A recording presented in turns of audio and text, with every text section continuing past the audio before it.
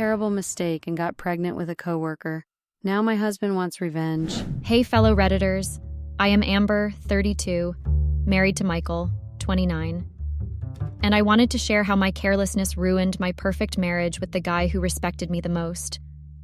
This post is mostly about self-awareness, so if there is anyone who wants to trash talk me about being a bad wife or how I could have done something like this, then please, this is not for you. I am here to reflect on my mistakes and hopefully provide some insight for others who may be struggling in their own relationships. I had always been an ambitious person since I was a kid. It had always been my dream to work for TVG, which was the biggest and oldest name in the industry. I worked hard on my grades to make sure my GPA was impeccable and aced the placement interviews to make sure that I landed my dream job. All the hard work paid off when I got into TVG, my dream company. I made a promise to myself that I will become a manager within the next 2 years. I knew that achieving this goal would require dedication, perseverance, and continuous learning. With each passing day at TVG, I immersed myself in the work, seeking opportunities to take on new responsibilities and showcase my skills. As I progressed in my career, I remained focused on my goal of becoming a manager in 2 years, constantly seeking feedback and mentorship to further develop my leadership abilities. I met Michael through my family. He had recently moved to our neighborhood and went to the same church. My parents couldn't stop talking about him since the one time he helped them with their car. I wasn't very interested in meeting him, but just to get my parents off my back, I decided to meet him once and get it done with. He was handsome and charming. He made me laugh, and it did not feel forced to spend time with him. We didn't date much, 1, due to my hectic schedule, and 2, he believed that dating a lot ruins the excitement in a relationship, so we got married just 4 months after knowing each other. I know this might be shocking for many people, but frankly, marriage was not a part of my plan and not my priority. I made myself very clear to Michael about my goals and ambitions in life. He was very happy and proud of me for everything I had achieved so far, and everything I would be achieving in the future. I felt that it was not too bad to be married after all. We both agreed that our marriage would not hinder our individual growth and personal development. We made a conscious effort to support each other's dreams and aspirations, ensuring that we continued to pursue our goals while being happily married. This mutual understanding and respect for each other's ambitions made our decision to get married feel even more right. Michael was into construction, which required him to have flexible work hours and also travel to different locations. This was perfect for me, as I did not have to worry about being a dutiful wife and make time for Michael. My marriage gave me the freedom I wanted, so I guess it wasn't that bad.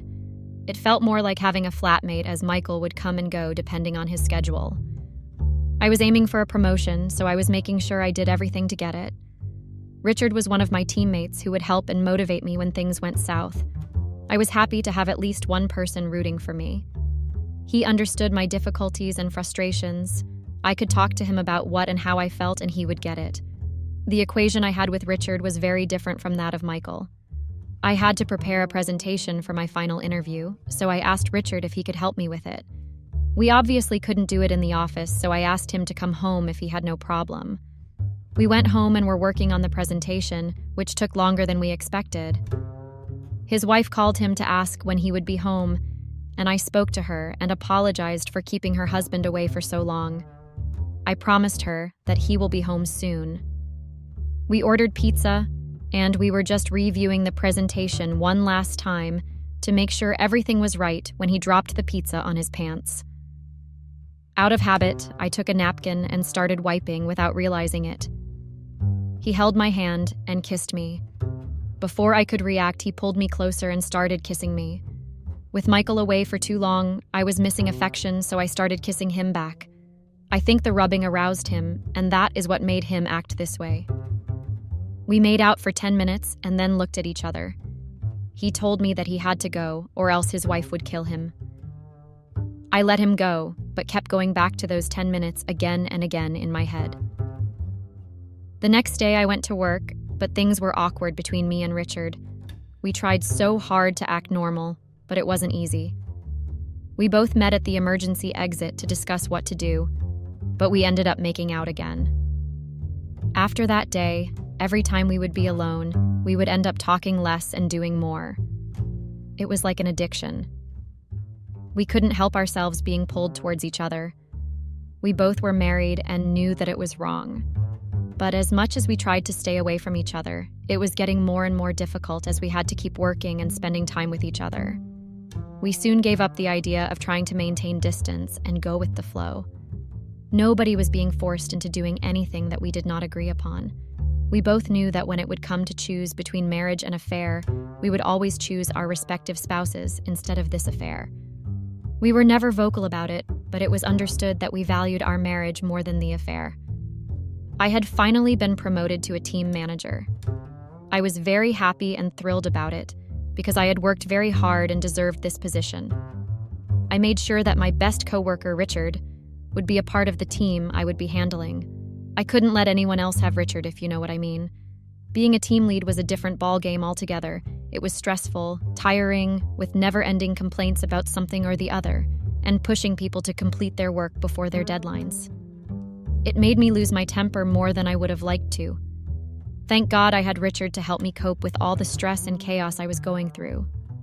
Not many people were happy with my promotion and secretly prayed for me to fail at handling a team. I was determined to prove all of them wrong and throw it in their face by showing them what I was capable of. Michael was working on a new project for which he had to travel and stay in Detroit for the construction of a new hotel. It was a huge project which would open many avenues for him. He was a little hesitant, but I told him that he should take it up without thinking too much about it. Yes, I was genuinely happy for Michael, but I also knew that Michael being away was an opportunity for me to spend more time with Richard. As soon as Michael left, I called Richard and asked him to meet me at home to discuss a few things about the project we were working on. Of course, we couldn't let his wife doubt that something fishy was going on. His wife did not like me much, as I made him work a lot. Little did she know what kind of work we did. I never cared if she liked me or not, as I was only interested in her husband. I was working on a new project and also banging Richard. I lost track of time, and after 2 months, I realized that I haven't got my period in a while. I quickly bought a pregnancy kit and tested. It turned out to be positive. I could not believe my eyes.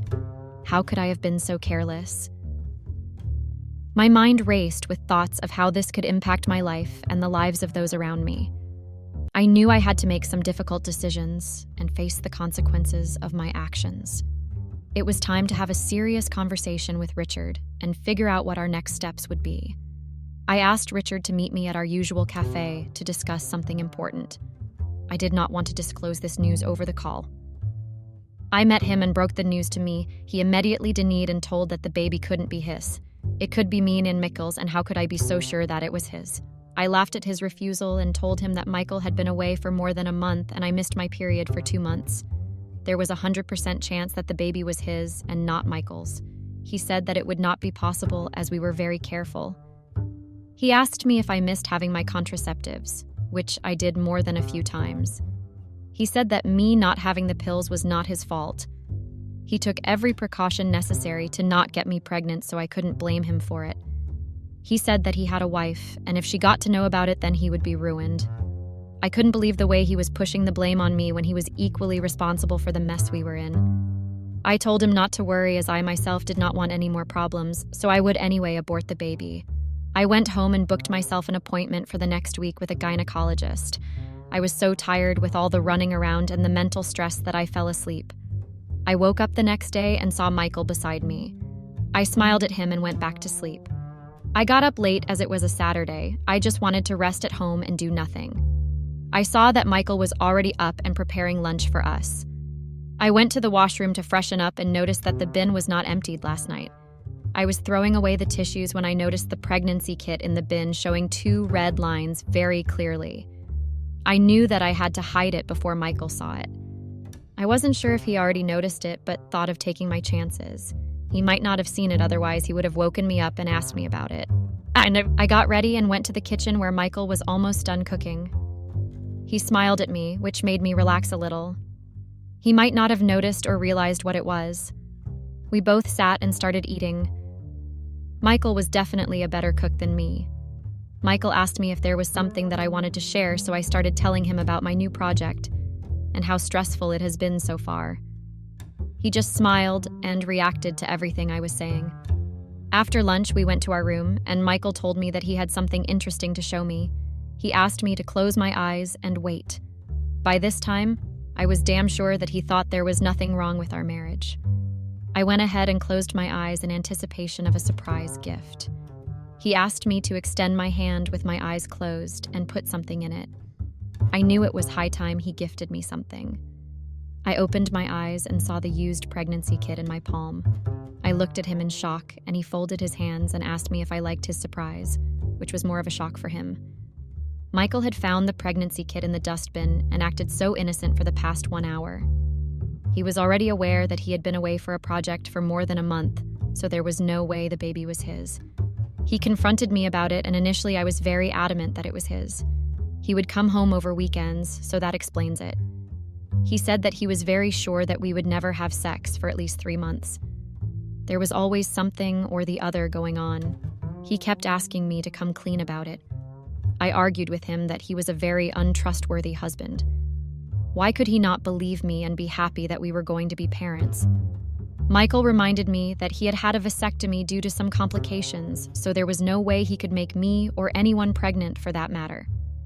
This was a very crucial piece of information that slipped out of my mind at the wrong moment.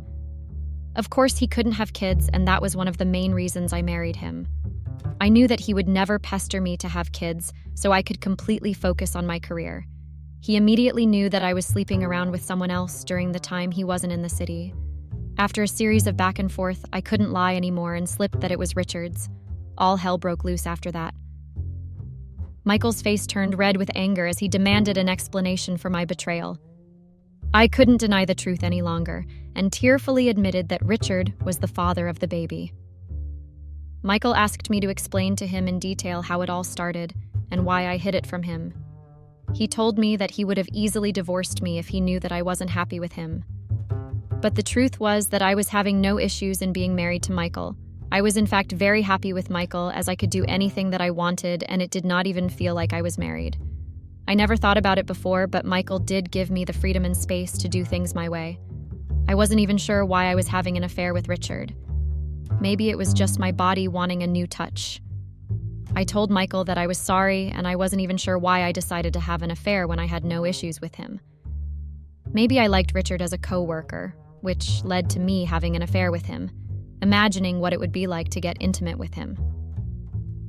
My confession made Michael even more angry that I had no valid reason to have an affair. I could see Michael feeling helpless about the situation. He asked me to stop talking and that he had heard enough. He just left me in the room, took his bag, and left. I didn't even try to stop him, as I myself was confused about the reason for my affair. I knew that it would be best to take some time away from each other so that we could both process what was going on and then come to a conclusion. The next day at work, I received a big bouquet with a big card on it congratulating me on being pregnant. It was anonymous, but I knew that there was only one person who could do that.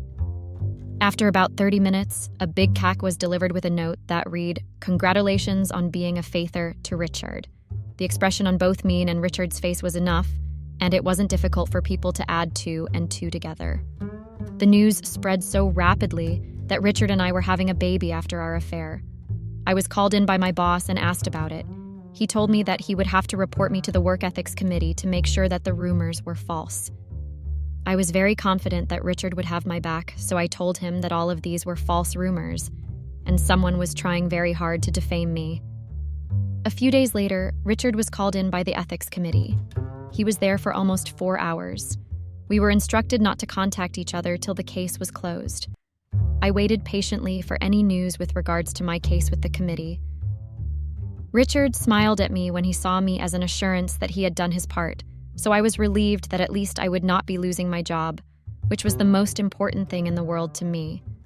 I could breathe easily now that all the allegations against me would be cleared very soon. I worked as usual until 2 days later, I was asked to go on a leave of absence till a conclusion could be reached in my case. I wondered what it was all about, but it was protocol, so I decided to comply with it. I did not even think once about any issues that I would have, as Richard would not desert me in the middle of a crisis. Guess I was wrong about it. Richard very cleverly blamed me for workplace sexual abuse. He said that I took advantage of my position and blackmailed him to provide me with sexual favors. I was on the verge of losing my job and getting blacklisted from the entire industry. If I couldn't gather proof, then my professional life would be over. I was so tense about it when I got to know that Richard had done an unexplainable thing. I was packing my bags as Michael wanted me to leave the house, and I myself was feeling too ashamed to live in the same house as him. I was almost done with taking most of the stuff that belonged to me when I saw my phone completely soaked in water. Michael accidentally dropped my phone in the water. I asked Michael what he had done to my phone, but he kept saying that it was a mistake and he did not realize it till it was too late. I did not buy it, but there was nothing else I could say or do. Now I knew that I couldn't retrieve any of the messages exchanged between me and Richard. We just exchanged messages and there were never any pictures, so I had no proof that it was all consensual. I was almost in tears thinking about all the hard work I had put in to get till here to become a manager. It would all be gone just like that. The investigation was completed and I was found guilty of harassing and asking for sexual favors.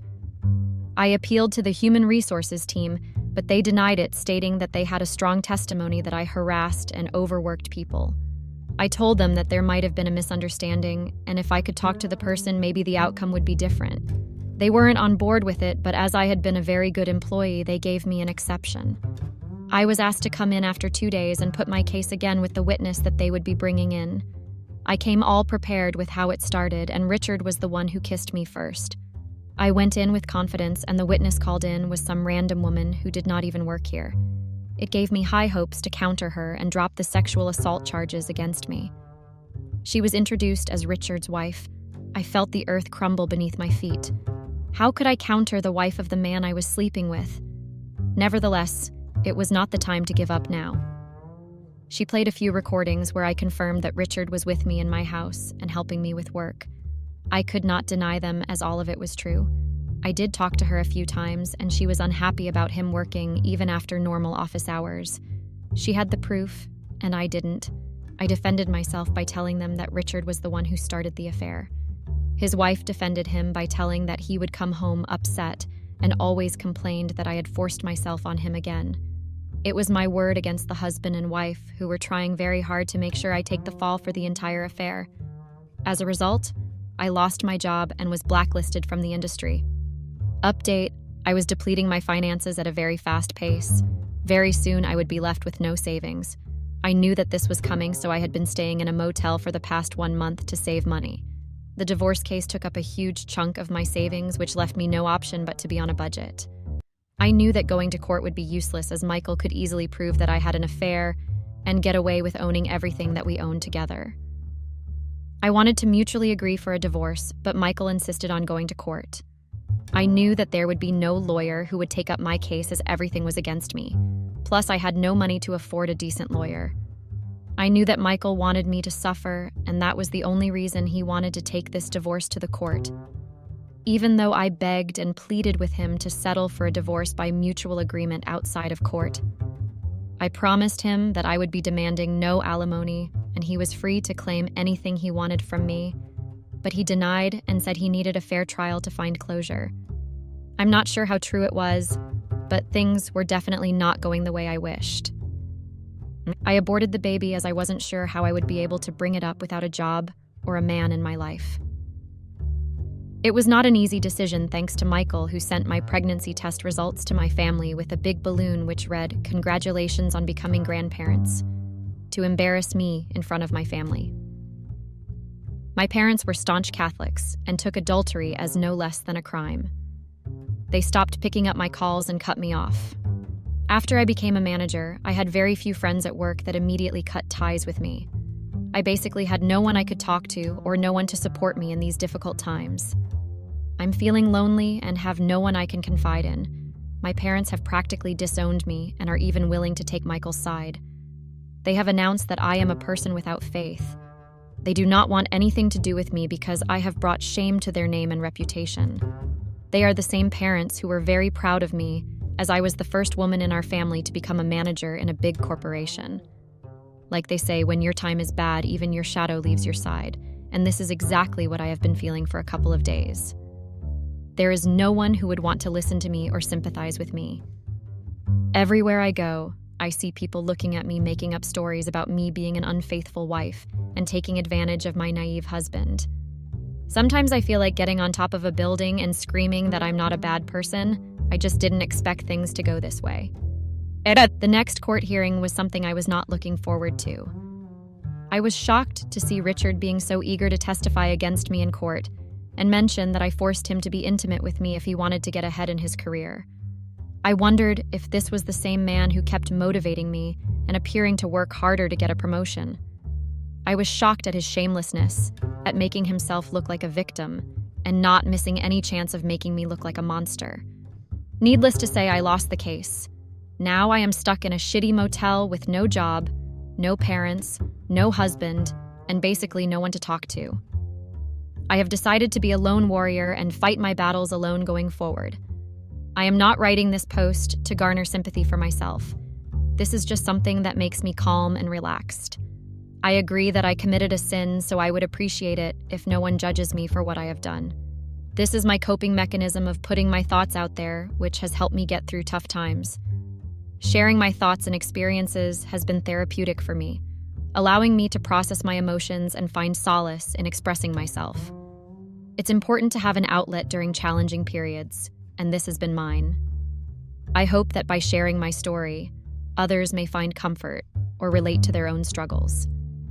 Thank you all for joining me in this tough journey of finding myself. I hope all of you learn from me and do not repeat the mistakes that I made. Picture me as a young girl with long hair but an average face growing up in a poor abusive family.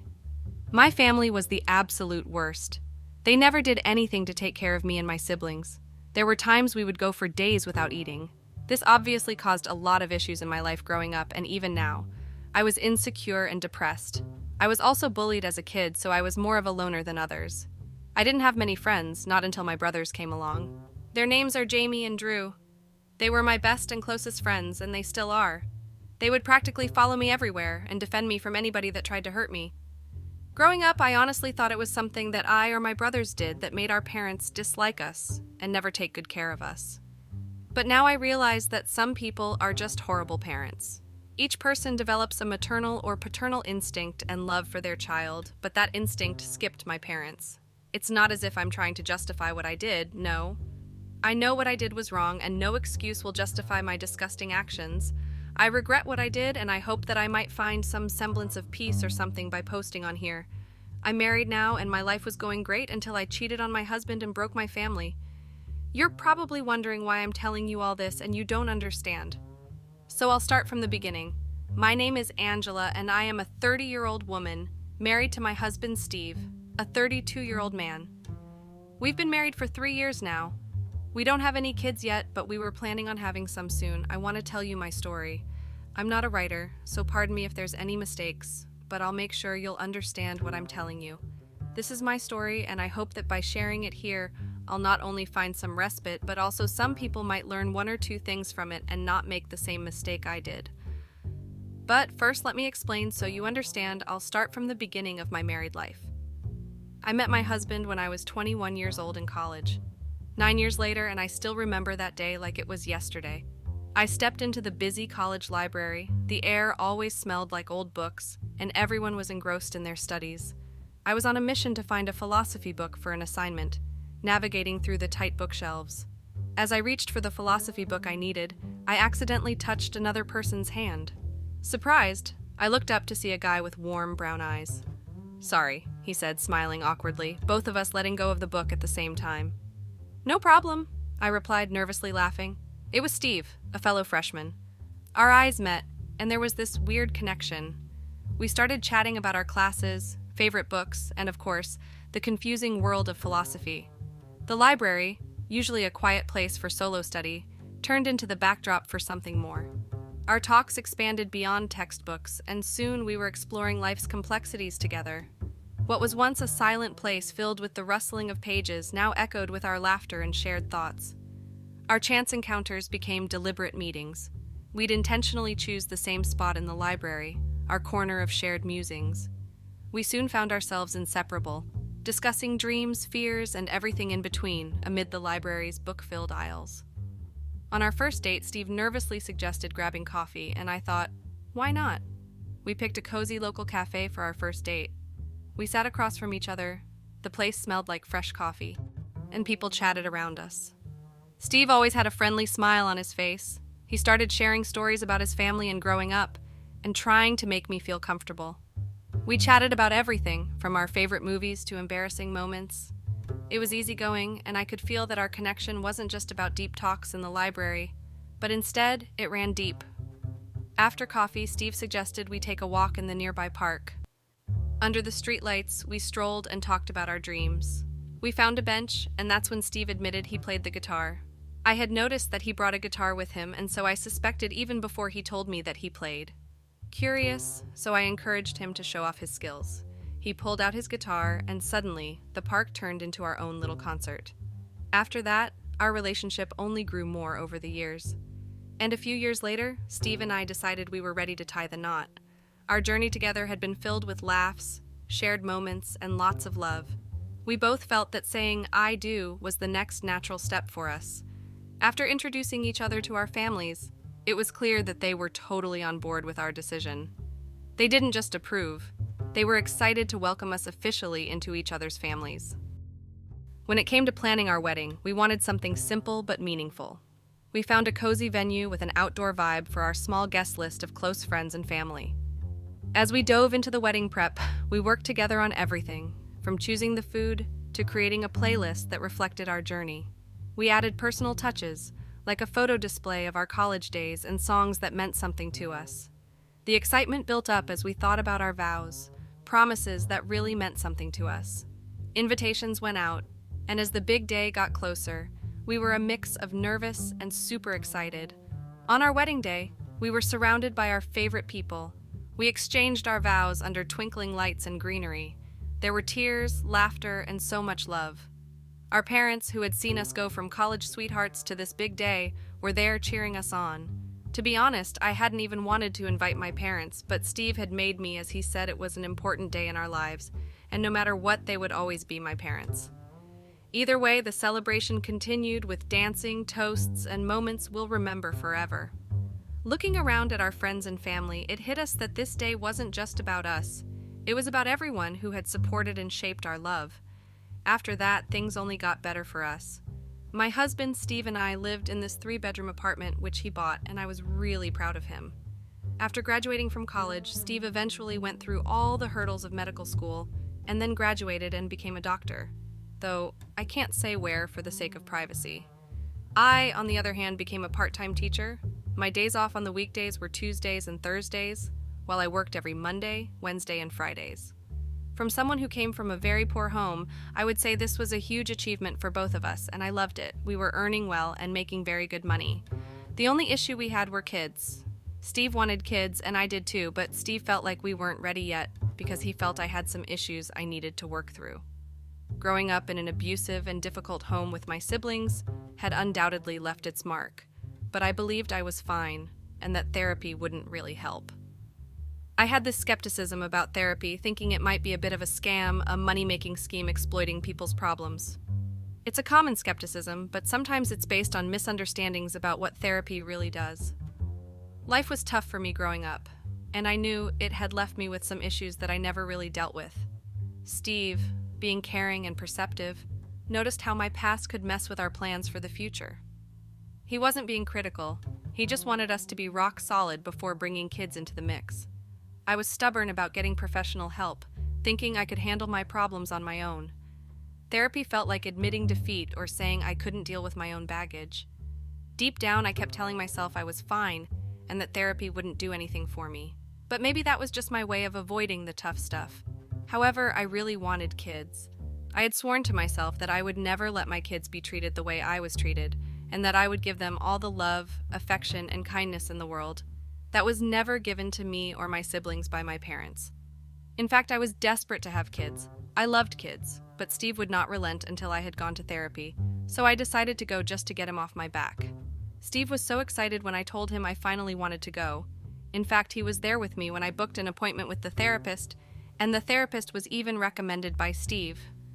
I was to see the therapist on my next day off, which was a Thursday. On that day, I got dressed and left the house. Like I've said earlier, Steve was a doctor and he had to be on call and available regardless of if he was at work or not. That meant he was always busy, though he tried his best to make time for us. As I stepped outside to get to my car, my attention shifted unexpectedly to our new neighbor. A young guy, probably in his early 20s, caught my eye. He had this friendly, approachable vibe, and a genuine smile lit up his face. It was a refreshing sight. What really surprised me was his welcoming wave and, to my surprise, a playful wink accompanied it. I couldn't help but smile back, waving in return. It was a small yet sweet moment, a brief interruption from the thoughts swirling in my head. Leaving for therapy with that friendly exchange fresh in my mind, I couldn't help but feel a bit lighter. My neighbor was very handsome, and I couldn't help but wonder if he was single or not, or what if I was married to him and not Steve. Stupid, I know, but back there in my head it was just harmless fantasizing, or so I thought. Honestly, I walked into therapy with a mix of hope and nerves, thinking it might help me untangle the mess of my past. But the whole thing turned out to be a letdown. The therapist seemed more interested in assuming things about me than actually listening. Every time I tried to share something, they'd interrupt or jump to conclusions, like they had my whole life story figured out before I even said a word. It felt like they had a script in their head and were just going through the motions. As the frustration built up, I couldn't take it anymore. My hope for a helpful therapy session turned into anger, and I let out a few curse words, expressing just how fed up I was. Storming out of that office, I felt a mix of anger and disappointment. Leaving therapy, I started to wonder if it was even worth it. This experience made me question whether seeking help was the right move. It was a tough moment, realizing that not every therapist is a good fit. I knew I needed someone who would really listen, someone who respected my perspective, and that therapist was not it. I decided to talk to Steve about my therapy experience. I had already made up my mind that I couldn't continue with it. However, when I got home and shared my feelings, Steve's reaction caught me off guard. He refused to believe my frustration, twisting my words and making it seem like I was overreacting. According to him, storming out was unnecessary, and he suggested I should control my temper and give the therapist another chance. Frustrated and angry, I chose to keep quiet, knowing that arguing with Steve wouldn't lead anywhere positive. It felt like he wanted me to explode just so he could say he was right and reinforce his claim that I had anger issues. Internally fuming, I restrained myself from saying more. Despite my reservations, I reluctantly agreed to another therapy session to appease Steve. Unfortunately, the second round turned out to be even worse. The therapist continued assuming things and insisted I had anger issues, making me feel even more horrible. Unable to contain my frustration, I cursed at them and stormed out once again. Feeling disheartened, I came to the realization that maybe therapy wasn't the right path for me. The experience had left me feeling misunderstood and invalidated. I decided to take matters into my own hands, determined to deal with my issues on my terms and at my pace, even if it meant going through the process alone. After the disastrous therapy session, I was seriously ticked off as I stomped my way home, still no sign of Steve. My anger was pretty obvious. I slammed my car door and straight up ignored our new neighbor's friendly hello as I made a beeline for my front door. The therapy mess was still hanging over me, making everything feel extra bitter. Just as I was about to reach my front door, our persistent new neighbor, picking up on my anger, hollered at me. He surprised me by being kinda nice and a little flirty, suggesting that talking about what was bugging me might help. I tried to blow him off, but he wasn't having it. He kept at it, trying to chat me up and even pulled off some funny magic tricks that actually made me crack a smile. Feeling a bit weirded out, but also weirdly comforted, I figured there was no harm in ditching my plans to sulk alone at home, especially since Steve was still MIA and not yet back from work. Giving in, I headed back to Derek's place, my new neighbor. As we kept talking, I found out more about him. Turns out his name was Derek, and he lived solo.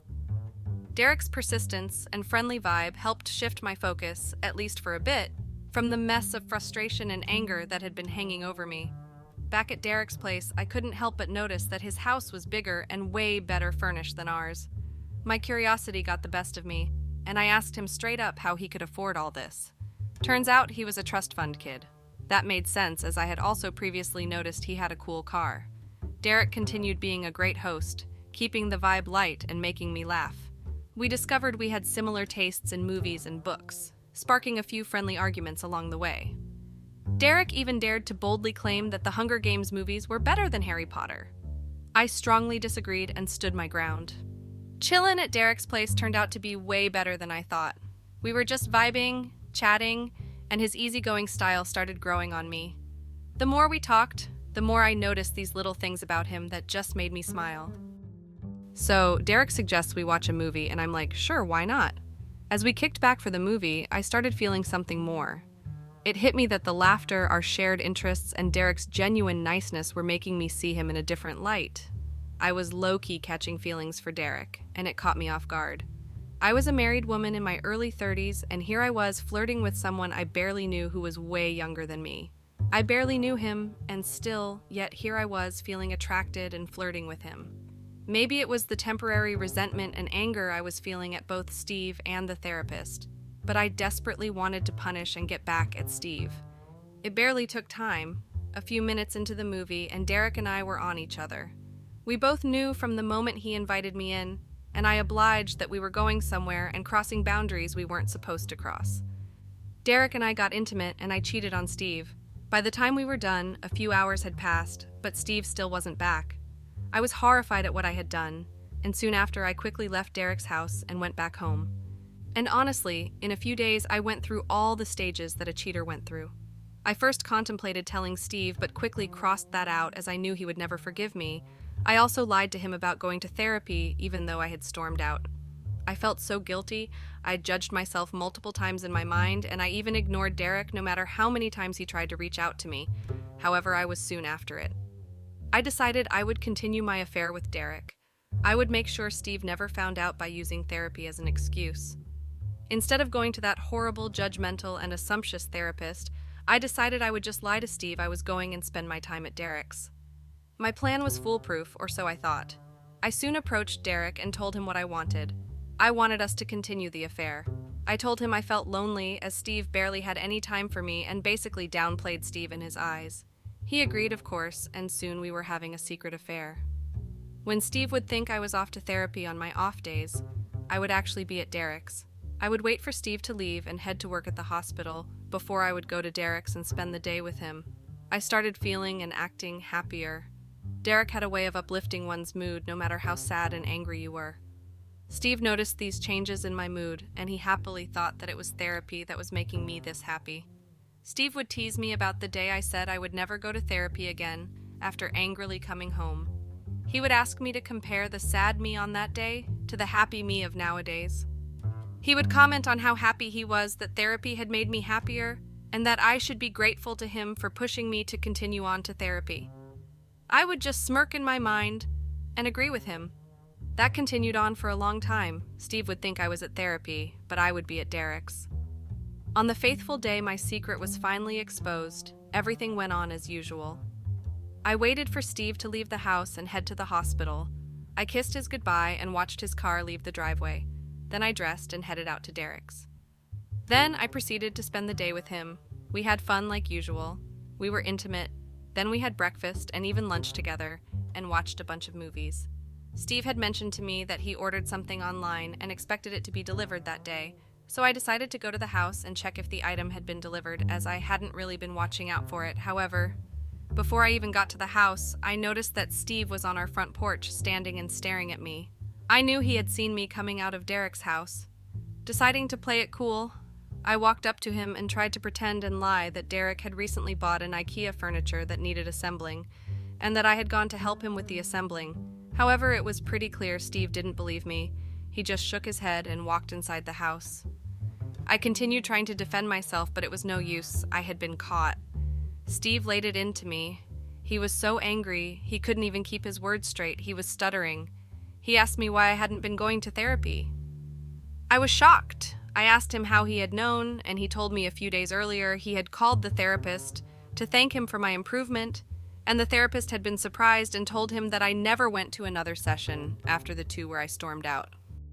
Steve said he had wanted to confront me, but he had wondered where I always went if I didn't go to therapy, so he waited a few days to watch me, and now my secret was open.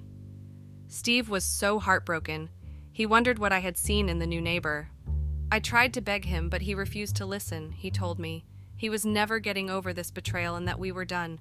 He told me he wanted me out of his house before he came back and that he would make sure to inform everyone about what I had done. No amount of begging made him change his mind. I begged and cried and even knelt, but Steve was adamant. He wanted me out and he wanted a divorce. He then left, presumably to work. I was heartbroken. I had ruined my marriage with my own hands. I cried for hours on end before realizing that I had no choice but to park my stuff and leave, and also hope that Steve eventually forgave me and let me back into the house.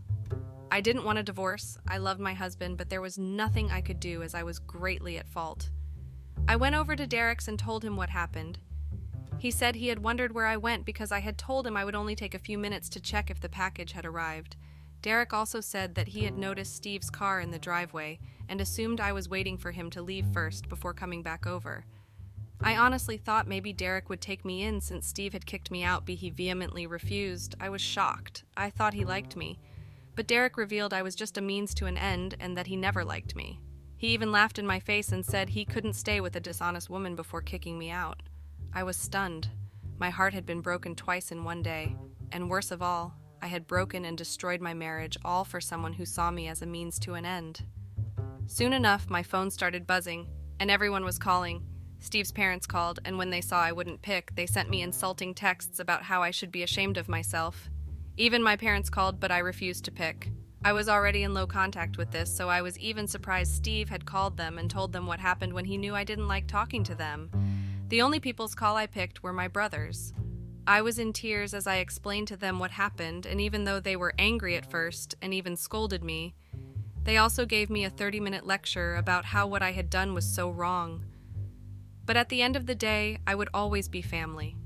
They couldn't abandon me in my time of need, and so they came over immediately and helped me pack my stuff and took me to stay with one of them. I'm currently in my brother's house, and all I can say to you guys is I regret everything. Steve is still not in communication with me, and the only thing he has told me is that he will bring over divorce papers for me to sign. I have lost everything. I feel so angry at that therapist. I am in the process of lawyering up, and I've decided to ask my lawyer if I can sue the therapist for violating patient confidentiality by revealing to my husband that I wasn't coming to therapy, though my brothers think the therapist wasn't at fault. Well, that's the story of how I ruined my marriage for some fun. Thank you guys for listening, and I hope you don't make the same mistakes I did.